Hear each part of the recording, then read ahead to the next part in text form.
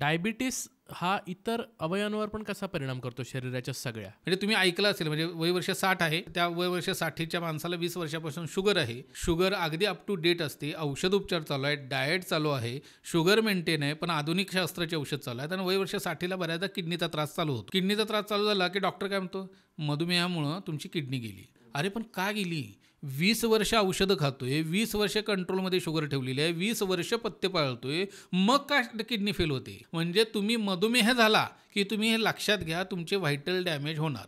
म्हणजे तुमच्या मेंदूवरती परिणाम येणार आहे, तुमच्या डोळ्यावरती येणार आहे, तुमच्या हृदयावरती येणार आहे, तुमच्या लिव्हरवरती येणार आहे, तुमच्या किडनीवरती येणार आहे, तुम्हाला नपुंसकत्वही येणार आहे. म्हणजे इतका मेजर इम्पॅक्ट आपल्याला शुगरचा दिसत असतो. मग लोकांना असं वाटतं मधुमेहामुळे नपुंसकत्व कसं येतं? मुळात मधुमेह हा सर्व शरीरगामी आहे. म्हणजे तो अख्ख्या शरीराला पोखरतो आणि त्यामुळे तो धातू खराब करतो. शरीराची इम्युनिटी म्हणजे धातू आहे. ओज जे म्हणतो आपण का ते ओजस्वी दिसतोय. ओजस्वी दिसतोय म्हणजे काय? त्याच्या शरीरात धातू इतका चांगला आहे की त्याच्या चेहऱ्यावरती ते तेज ओजाचे दिसते आपल्याला. हे जे म्हणतो ना आपण, ती शुक्राची ताकद आहे. आणि हा आजार त्याचं रिप्रोडक्शनच हॅम्पर करतं.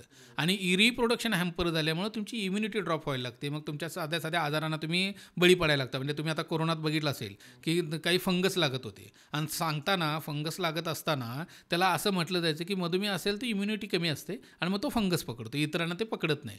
हे ज्यावेळी होतं, मग काय होतं मधुमेहामुळे? इम्युनिटी खराब होते, म्हणजेच धातू खराब होतो.